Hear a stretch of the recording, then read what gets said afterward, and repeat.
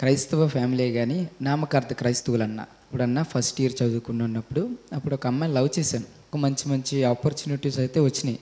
ఒకటి డీలో వచ్చింది, తర్వాత మూవీస్లో కూడా ఉంటుంది కదా, ఒక 500 పేజీలు ఉంటుంది కదా, సరదాగా చదువుదాము అలా ప్రతిరోజు చదివే కొలిది అన్న ఈ పుస్తకం నా జీవితాన్ని పట్టేసుకుందన్న. కళ్ళు మూస్తే ప్రార్థన, కళ్ళు తెరిస్తే బైబిల్, ఈ రెండు ఎంత గట్టిగా ఉంటాయో జీవితం అంత గట్టిగా ఉంటుంది. తాగుతున్నప్పుడు ఏముందరా కిక్కు, నిజంగా ఇదే కదరా ఎంజాయ్ అనుకునేవాడిని నేను. నా కోసం ఒక ఆయన చనిపోవడం ఏంటి అని చెప్పి నేను పడుకున్న అవే కళలో, నిద్రపోయిన అవే ఆలోచనలు. ఇప్పుడు ఆయన కోసం నేను బ్రతకాలి, ఆయన కోసం ఏదన్నా త్యాగం చేయాలని చెప్పి ఆయన కోసం త్యాగం చేశాను నా లైఫ్ని. నా ప్రైజ్ లార్డ్ బ్రదర్ మధు గారు. ప్రైజ్ లార్డ్ అన్న. మీరు మీ సాక్ష్యం ద్వారా దేవుని మార్గంలోనికి ఎలా వచ్చారో మా యవనస్తులు కూడా తెలియజేయాలని మేము ఆశపడుతున్నాం.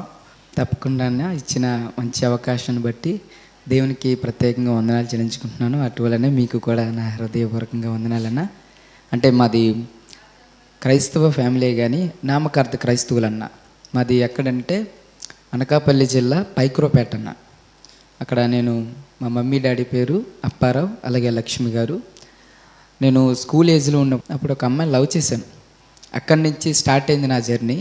అమ్మాయి నాకు బ్రేకప్ ఇవ్వడం, తర్వాత నేను ఆ అమ్మాయిని ఎలాగన్నా మరలా నా దగ్గరికి తెప్పించుకుందామన్న ఉద్దేశంతో నేనైతే డ్యాన్స్ని చూస్ చేసుకున్నానన్న. ఈ డ్యాన్స్ని చూస్ చేసుకున్న తర్వాత ఇదే ఫ్లోలో వెళ్తున్నా. మంచిగా ప్రతిరోజు ప్రాక్టీస్ చేయడం, ప్రతిరోజు హార్డ్ వర్క్ చేయడం, ఈ విధంగా అలా కంటిన్యూ చేస్తుంటే నాకు మంచి మంచి ఆపర్చునిటీస్ అయితే వచ్చినాయి. ఒకటి డీలో వచ్చింది, తర్వాత మూవీస్లో కూడా. అలాగ మంచిగా లైఫ్ కొనసాగుతుంటే దేవుడు మరి నా జీవితంలో ఆయనకి ఏం నచ్చిందో తెలియదు కానీ నా జీవితాన్ని పట్టుకున్నాడన్న.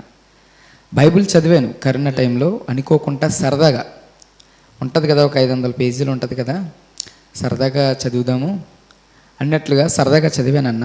అలా ప్రతిరోజు చదివే కొలిది అన్న ఈ పుస్తకం నా జీవితాన్ని పట్టేసుకుందన్న.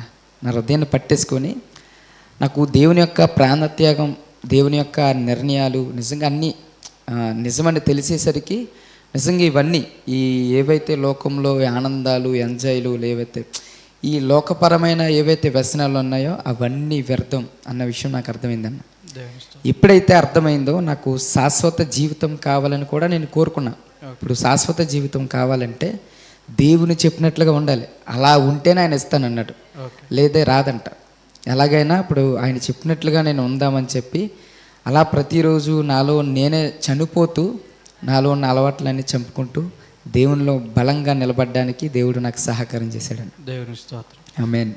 ప్రజెంట్ ఉన్న జనరేషన్కి దేవునితో ఎలా సంబంధం ఏర్పరచుకోవాలో, మీ జీవితంలో ఎలా దేవునితో సంబంధం ఏర్పరచుకున్నారో తెలియజేస్తే నెక్స్ట్ జనరేషన్కి చాలా ఉపయోగకరంగా ఉంటుంది అనుకుంటున్నాను. చాలా మంచి పాయింట్ అన్న. ఇది నెక్స్ట్ జనరేషన్ స్ట్రాంగ్గా ఉండాలంటే ఫస్ట్ బిలీవ్ చేయవలసింది ఏంటంటే దేవునితో సత్సంబంధం మంచిగా ఉండాలన్న. అసలు దేవునికి మనకి మధ్యలో అంటూ ఏమి ఉండకూడదు. అది ఎవరైనా సరే ఏమి ఉండకూడదు. ఒకటి, కళ్ళు మూస్తే ప్రార్థన, కళ్ళు తెరిస్తే బైబిల్, ఈ రెండు ఎంత గట్టిగా ఉంటాయో జీవితం అంత గట్టిగా ఉంటుంది. మనం ఫ్యూచర్లో కూడా జనరేషన్లో కూడా మంచి స్ట్రాంగ్గా ఒక యూత్ని మనం జనరేట్ చేయగలం. దేని ద్వారా అంటే ఈ సహవాసమే ప్రాముఖ్యం. నేను అన్నా నా కాలేజ్ టైంలోని నేను ఎంతగా సహవాసం చేసేవానంటే బైబిల్తో, నేను కాలేజ్ డిగ్రీ స్టార్ట్ అయిన తర్వాత, నేను ఫస్ట్ గుంట మానేసిన తర్వాత ఎప్పుడైతే చదువుకున్నానో బైబిల్, నాకు చదువుకోవాలన్న ఆశ పుట్టిందన్న. నేను ఇప్పుడు మంచిగా చదువుకుంటున్నానంటే అది కేవలం బైబిల్ వల్లేనన్న. ఒకప్పుడు నాకు చదువు అంటే నచ్చేది కాదు, చదువు అంటే ఇష్టం ఉండేది కాదు. కానీ చదువుకున్న తర్వాత నేను ఏం చేసేవానంటే ప్రతిరోజు నాకు ప్రార్థన చేసుకోవడానికి మా ఫ్రెండ్స్ ఉండేవారు. వాళ్ళందరి ముందు చేయలేకపోయేవాడిని. నాకు వాష్రూమ్స్ ఉంటాయి కదన్నా, స్నానం చేయడానికి వాష్రూమ్స్ వెళ్ళడానికి. మాకు హాస్టల్ అన్న, నేను హాస్టల్లో వాష్రూమ్లోకి వెళ్ళి నేను ఒక్కడేనన్నా డోర్ పెట్టుకుని గడ వేసుకొని ఎవరు లేని ఆ ప్రదేశం చూసుకొని వెళ్ళి ప్రతిరోజు ఏడుస్తూ ప్రార్థన చేసుకుని ఆ సౌండ్ కూడా వినిపించుకుంటూ సాంగ్ పెట్టేసేవాడిని. ఆ విధంగా ప్రతిరోజు ప్రార్థన చేయడం, అందరూ వాళ్ళ సబ్జెక్టులు చదువుకుంటే నేను బైబిల్ చదవడం, ఈ రెండు నన్ను బలంగా తయారు చేసినాయి అన్న.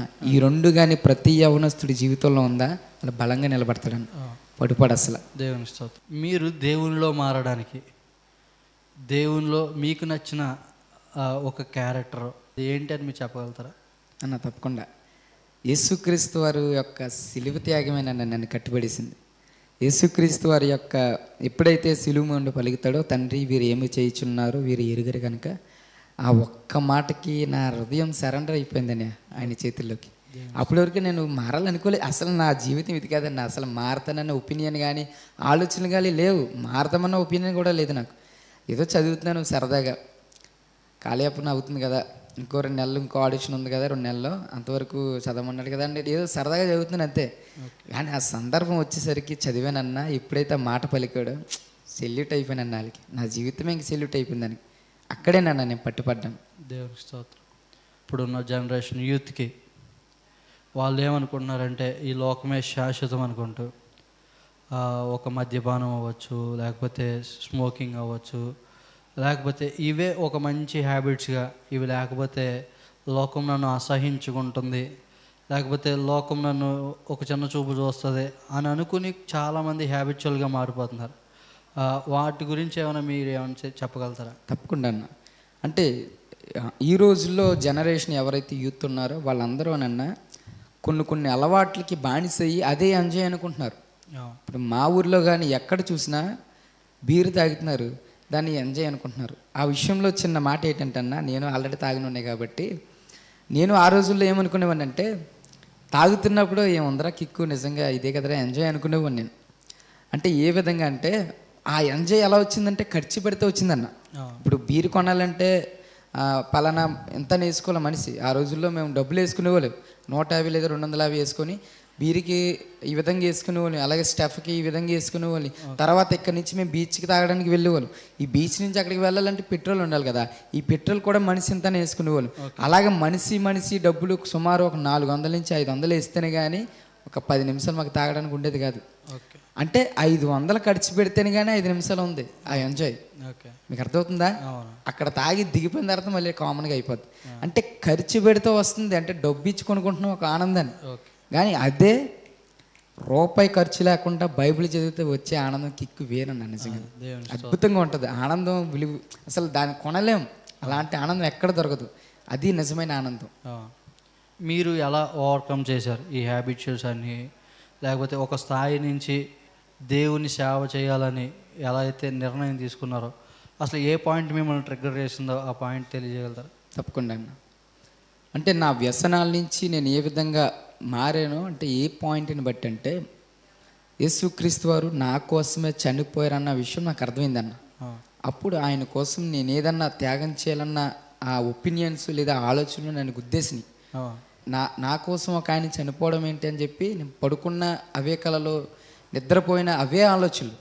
ఇప్పుడు ఆయన కోసం నేను బ్రతకాలి, ఆయన కోసం ఏదన్నా త్యాగం చేయాలని చెప్పి ఆయన కోసం త్యాగం చేశాను. నా లైఫ్ని, నా జీవితాన్ని, నా డ్యాన్స్ లైఫ్, ఇండస్ట్రీ లైఫ్ని త్యాగం చేశాను.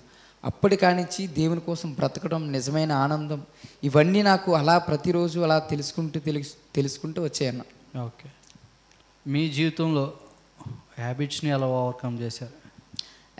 హ్యాబిట్స్ అన్నీ ఏ విధంగా ఓవర్కమ్ చేశానంటే, నాకుండే ఒకే ఒక లక్షణం అన్న, ఆ వాష్రూమ్లో ప్రార్థన చేయడం అన్న. ఆ వాష్రూమ్లో ఎప్పుడైతే మోకాళ్ళు వేసి ప్రార్థన చేశానో అదే నాకు బలం ఇచ్చిందన్న. తర్వాత ప్రతిరోజు నన్ను ఒక్కరోజు కూడా నేను బైబిల్ స్టడీ ఆపలే. ఎన్ని సందర్భాలు నాకు అనుకూలంగా ఉన్నా లేకపోయినా, ఎన్ని కష్టాలు వచ్చినా బైబిల్ స్టడీ మాత్రం వదిలేవని కాదన్న. ఈ బైబిల్ స్టడీ, ఈ ప్రార్థన, ఈ బైబిల్ స్టడీ, ఈ ప్రార్థన ప్రతిరోజు ఉండడం వలన నాకు దేవుడు మంచి బలాన్ని ఇచ్చాడన్న. ఏ విధంగా ఆ రోజు ప్రార్థన చేశానంటే, కింద మొక్కాలు వేస్తే నా స్వరం పరలోకాన్ని వినిపించేటట్లుగా నేను ప్రతిరోజు ఏడుస్తూనే ప్రార్థన చేసేవాను. నైట్ అంతా ప్రార్థన చేసేవాను. తెల్లవారుజామున వాష్రూమ్లో ఎక్కడైనా ఒంటరిగా ఉన్న ప్రదేశంలో వెళ్ళిపోయి ఏడ్చేవాను. ఇలాగ ఎక్కువగా ప్రార్థన చేయడం వల్ల, ఎక్కువగా బైబిల్ స్టడీ చేయడం వల్ల నాకు ఒక స్పిరిచువల్ పవర్ అనేది దేవుడు ఇచ్చాడు. ఆ పవర్తో నేను ఓవర్కమ్ చేయగలిగాను. మీరు నెక్స్ట్ జనరేషన్కి మీ ద్వారా ఇచ్చే మెసేజ్ ఏమైనా ఉంటే ఏం చెప్పగలుగుతారు? తప్పకుండా అన్న. నా ద్వారా ఇచ్చే మెసేజ్ ఏంటంటే, నేను ఫస్ట్ మారిన తర్వాత ఫస్ట్ అవాయిడ్ చేసింది ఏంటంటే, సోషల్ మీడియాని బాగా అవాయిడ్ చేశానన్న. ఇన్స్టాగ్రాము, టిక్టాక్ ఇవన్నీ ఉండే, అవన్నీ ఫస్ట్ అన్ఇన్స్టాల్ చేశాను. ఎందుకంటే ముందు నాకు దేవునికి సత్సంబంధం పెరగాలి, నాకు అంటే బలం రావాలి. అంతటి వరకు నేను వాటి జోలికి వెళ్ళలేదన్న. అప్పటి వరకు నేను ఏం చేశానంటే ఆయనతోనే ఎక్కువ సంబంధం కలిగి ఉన్నా. ఆయన ఒక మంచి శక్తిని ఇచ్చేంత వరకు, ఒక స్టేబుల్గా ఉండడానికి ఒక శక్తిని ఇచ్చాడు. ఆ శక్తిని ఇచ్చేంత వరకు నేను సోషల్ మీడియా జోలికి వెళ్ళలేదన్న. బైబిల్ యొక్క కాన్సెప్ట్ ఏంటి, దేవుని యొక్క చరిత్ర ఏంటి, ప్రతిదీ బాగా చదువుకున్నాను. అంటే ఈ రోజుల్లో మనం మన జనరేషన్కి మనం సలహా ఇవ్వాలంటే తప్పకుండా ప్రతి ఒక్క రోజు బైబిల్ చదవాలన్న.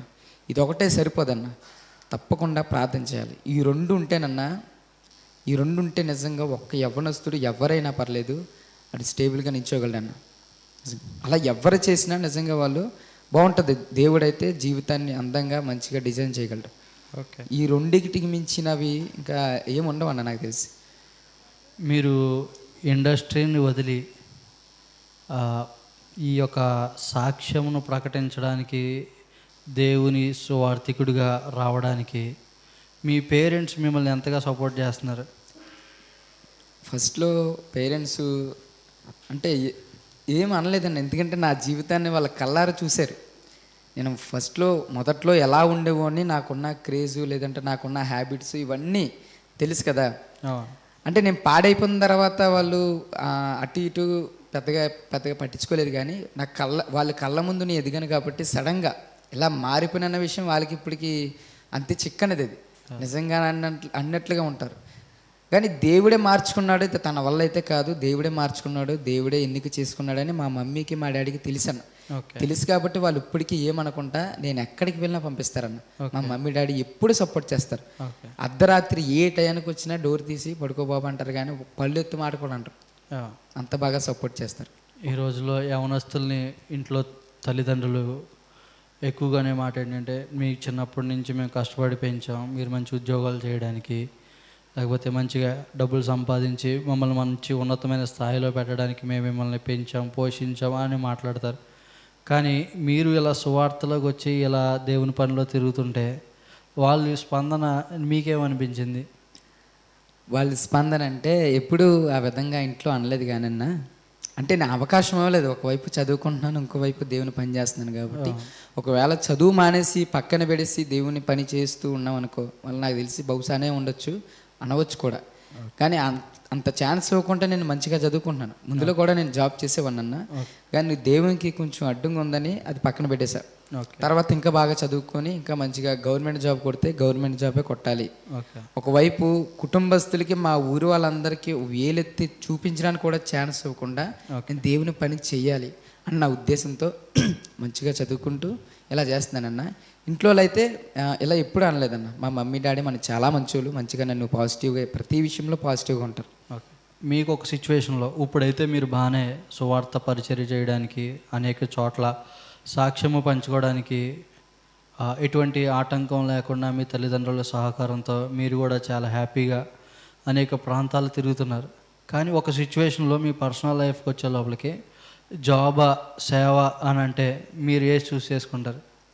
సేవేనన్న. ఎందుకంటే జాబు చేయడానికే నాకు దేవుడు తోడయ్యాడు కదా. జాబు రావడం వల్ల కూడా నాకు తెలిసి దేవుడే అవుతాడు కారణం. ఇప్పుడు అలాంటిది సేవను విడిచిపెట్టి జాబ్ ఎలా చేస్తానన్న? నాకు ఇచ్చిందే దేవుడైతే దేవుడిని అడుగుతాను తప్ప నాకు జాబ్ అయితే ఆ టైంకి జాబ్ కాదన్న, సేవే. గవర్నమెంట్ జాబ్ వస్తే సేవ జాబా? సెంట్రల్ గవర్నమెంట్ జాబ్ వచ్చినా సేవే. సేవ చేయాలి అని నెక్స్ట్ జనరేషన్కి అట్రాక్షన్గా ఏం చెప్పగలుగుతారు? తప్పకుండా అంటే జీవితాంతం చేస్తానో చేయనన్నదే నేను గ్యారంటీ ఇవ్వలేను. ఎందుకంటే మనం ఎప్పటి వరకు బ్రతుకుంటా అన్న విషయం ఎవరికి తెలియదని. అయితే నేను బ్రతుకున్నంత వరకు సేవ చేస్తాను. బ్రతుకున్నంత వరకు సేవ చేస్తాను. జనరేషన్కి ఇచ్చేది ఒక ఇన్స్పిరేషన్గా ఏదన్నా చేయాలనుకుంటే సమాజపు సేవ చేస్తానన్న.